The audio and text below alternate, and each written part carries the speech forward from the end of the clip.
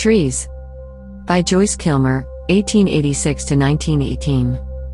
I think that I shall never see a poem lovely as a tree whose hungry mouth is pressed against the sweet earth's flowing breast, a tree that looks at God all day and lifts her leafy arms to pray, a tree that may in summer wear a nest of robins in her hair, upon whose bosom snow has lain, who intimately lives with rain. Poems are made by fools like me, but only God can make a tree.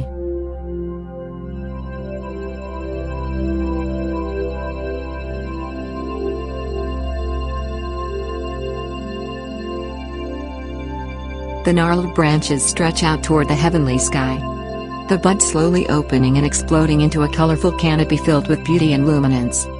Small motes of sunlight filter through the thick blanket of leaves, and they leave patterns dancing across my toes. The caressing wind stirs its many leaves, they breathe as the tree reveals its many secrets beneath its scarred bark.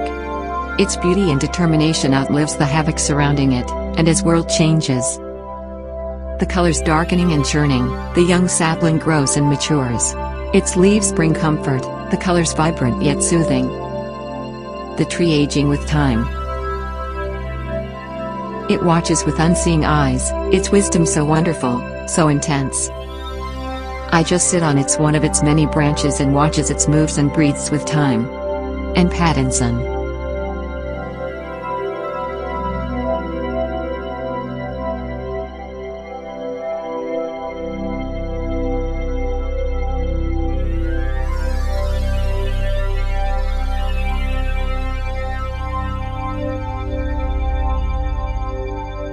Now, what could you tell me? I mean, when did you become involved with this tree? And your title is you're the city arborist. Is that? No, I'm the forestry administrator. I'm just underneath the arborist. Okay. But that's right. He gave me your information because you knew more about the trees than he did. I think is why, because you were more involved with it. Well, he's just been in the position since August. Okay. Scott Jones is the former arborist. He resigned last August. Wow. Some things going on, typical government things. Yeah, oh yeah. But, I've kind of adopted this tree as my tree.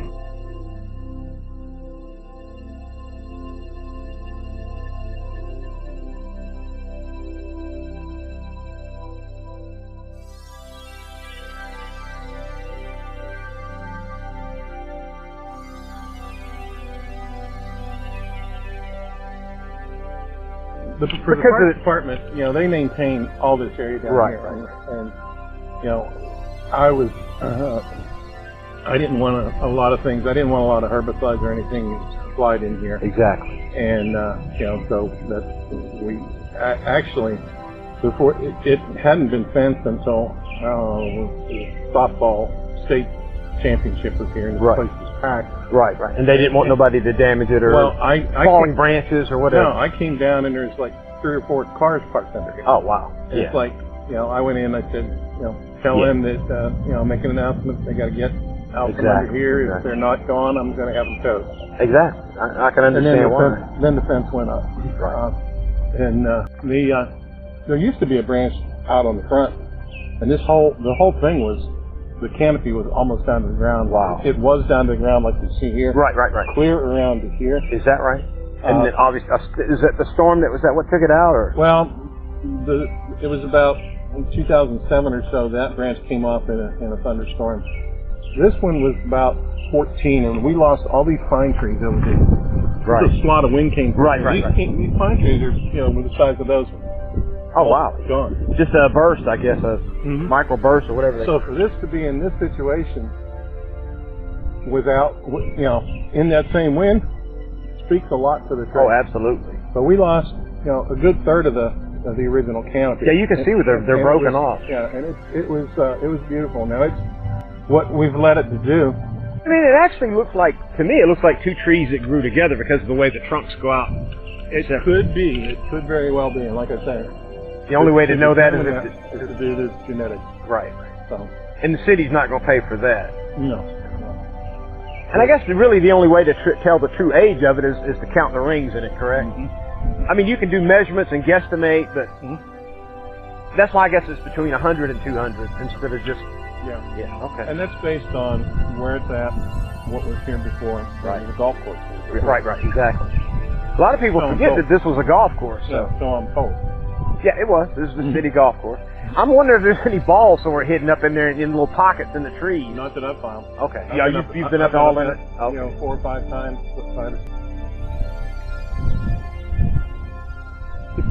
2016. We had the Georgia Arborist Association. We hosted their annual tree climbing competition here. Obviously not in this tree though. No, it was in February. It was over in Cooper Creek Park. Okay. But the gentleman who was the reigning international champion came down to compete because he was going to be defending his title. Mm-hmm. You know, ours was in February. He was defending his title in April, so he wanted some practice. And before he left, we came over the next day and we climbed this with several other folks. Wow. But this would be, to climb something like this would be like historic. I mean, really, I mean, it's a once in a lifetime event because you don't see trees like this too often in the wild. Not quite that big, no. No. I mean, you see oak trees, but this is a willow oak is the species of this tree, right? Which, is that common for this area? It is Very common? common. Okay. But one of the reasons it's so big is, you know, we're on alluvial river bottom soil. Right. When the city did their flood control project, and you know, they put a big, huge box culvert up across here, went all the way up 6th Avenue to 15th Street. Well, that box culvert coming across this parking lot till it gets halfway up 6th Avenue is a 12 by 14 box. Right. So, and of course, part of my job was making sure that, you know, the trees here weren't damaged and everything else. Right. And I would come down on. So did you have to do ground penetrating ground GPR to make sure the roots weren't there, or? No, it was further away from. Yeah, it was way across the parking lot. Okay. It was on the other side of the Civic Center. Well, no. Well, actually, other side of the roadway here that goes in front of the. I got you. You know, I remember when they were doing it. A big culvert, big concrete culvert. Exactly, and that far away. I mean, it was, you know, hundreds of yards away. So it wasn't going to involve. But I was impressed because where I'm from in Pennsylvania, we have limestone bedrock, and it can be that deep. Right. Literally, it can be that deep. So you're not digging through that. Only with a jackhammer. Yeah, exactly. I've planted trees in it before. Wow. With jackhammers. But over here, they were down 30 feet with their trench, and you maybe saw 2 or 3 rocks the size of a fist. It was all sandy soil, clay. Alluvial soil. Wow. And I did see one transport route over there about that big around. Through that, you know, I'm assuming it was going to be from this tree. Certainly big enough to be. But, you know, that's the soil here. It's nothing but stuff that's come down from north. I guess, you know, so the city's outlook on this is out of sight, out of mind, pretty much. I mean, it comes up around every once in a while. Last year, when they had the softball deal here, right, and they had all the elite athletes in, right, 2 weeks before that tournament started, all of a sudden there was a big push. We need to trim every tree down here. So we put all of our crews down here working on them. And this one was one. Oh no, those are what gives the tree character. It really is. I mean, if you take those off, it's just a regular tree like every other tree. Yeah, she obviously has not seen pictures of the angel oak or anything like that. It's set up. The first thing that happens after a wind, it's temporary. And once things start to equalize, normalize out, then a barrier zone is set. As long as that barrier zone is in place, everything, all the wood that gets laid down after that, nothing can get through to that new wood. If the barrier is broken, then stuff can get through. So in a way, it tries to protect itself from the environment, from the elements. Just like, I guess, like a human would do it. That's the way it does. So it's sort of like a big scab that grows over it, right? in a sense. Yeah, Not really a scab, yeah. but That's, it's a permanent scab. I mean, it's fixed. well, now, and some of these limbs look like they might have, like this one here looks like it might have been distressed at one time. Is why it's big in some areas and small, like. Putting on, Or is that just the nature of the tree? It's just strengthening where it needs to strengthen. Well, what makes these limbs curl like that? Is that just a...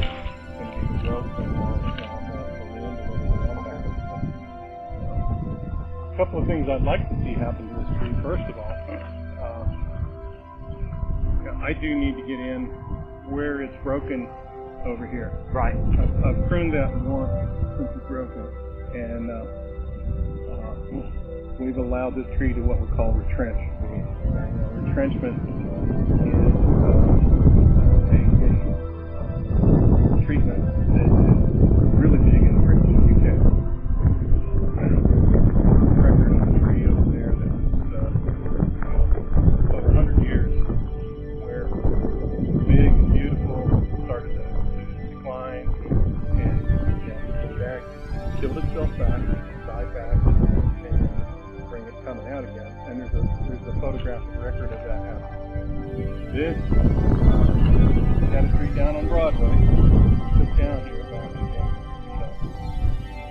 took a lot of guff on it. I was trying to get that one to go into the retrenchment. Okay. The last 2 years or so here, it's died back to getting ahead of sticking the new material. And being in that situation, with a lot of people walking underneath and traffic and everything, we pulled the trigger and said, we're going to take this down. This one, of course, nobody's around. Yeah. We're letting it do its thing up there, and it is coming along beautiful. I was really worried the first year and a half after the storm hit it that we were going to lose it. What will happen once the tree goes in stress, because this thing lost a lot of its canopy. Right. Lost a lot of its leaves. The leaves are the life of the tree. They make the sugar that goes into storage and makes new wood and makes new wood next spring. And so once that goes away, the reaction of the tree is to hurry up and make new leaves as quick as we can. And sometimes what happens is we have insects that understand what's happening there, and they're about the size of a period on a piece of paper, about 3 millimeters. Really? That small? Yep. And it'll kill this tree in a heartbeat. Something that small? Well, I mean, look at the COVID-19. It's something you can't even see, and it kills us. Yeah. So let's say this is my baby. I do have to get up and get some pieces of it cleaned out, that's for sure. And we do have a couple of pieces.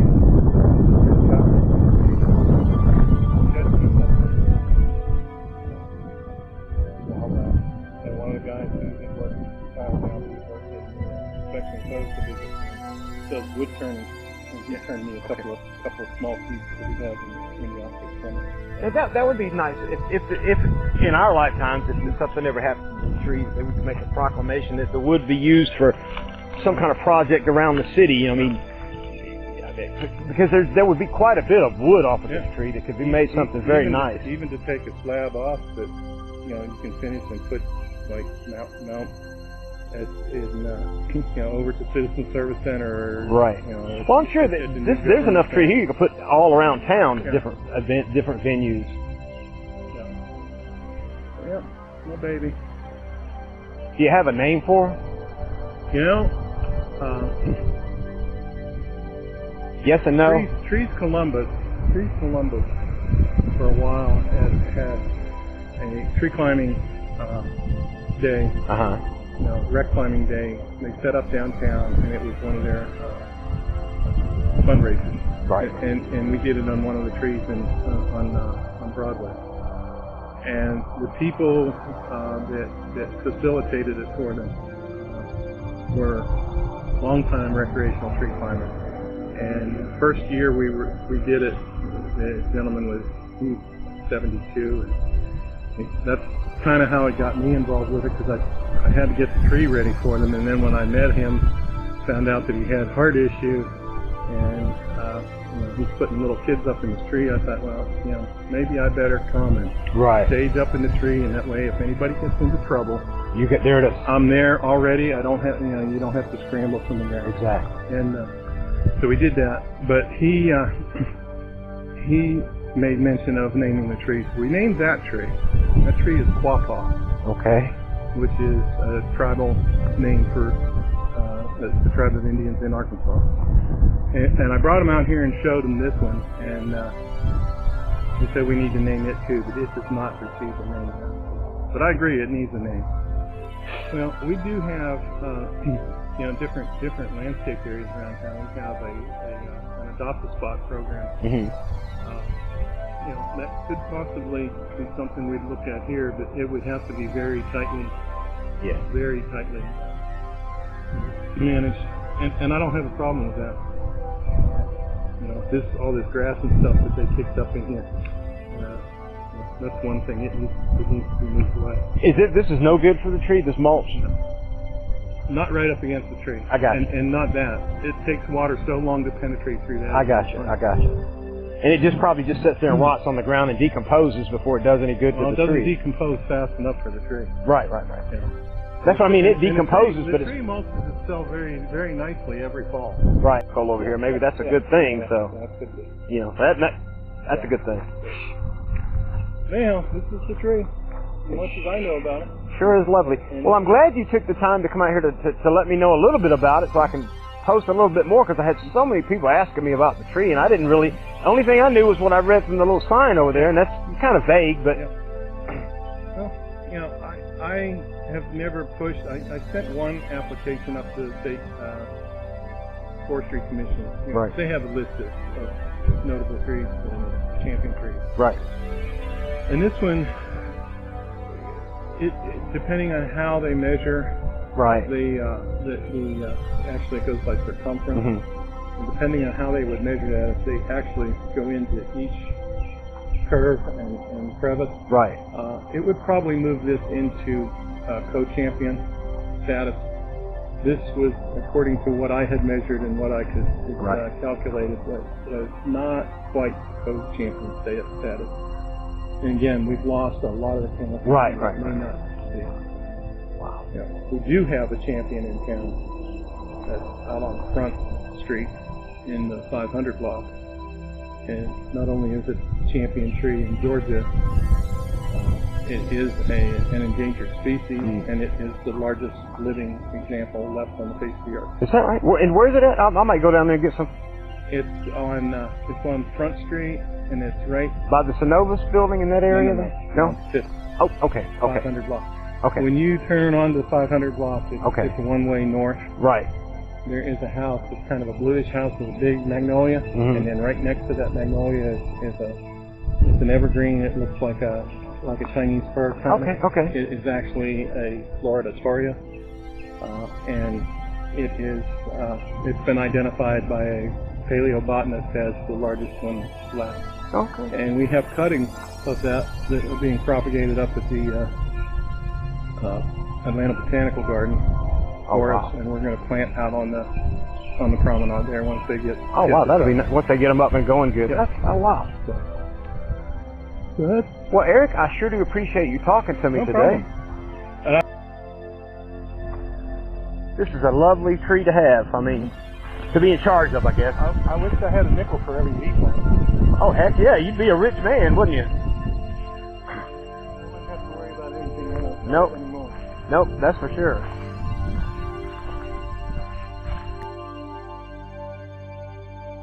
Ode to Trees by John Hagel. I stand in awe of trees.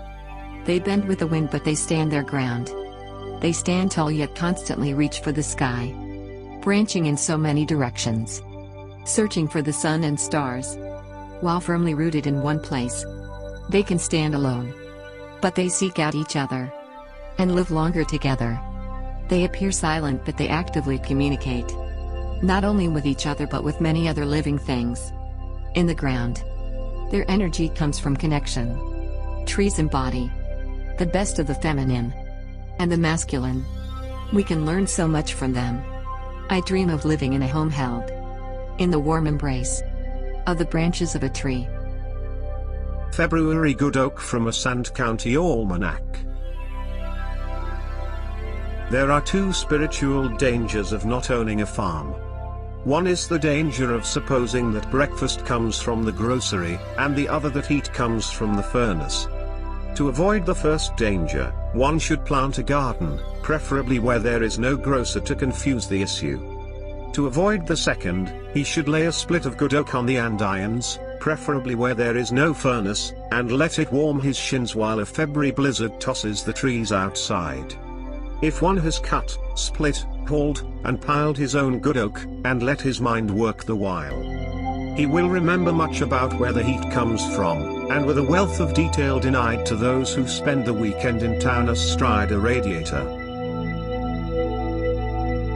The particular oak now aglow on my andirons grew on the bank of the old emigrant road where it climbs the sandhill.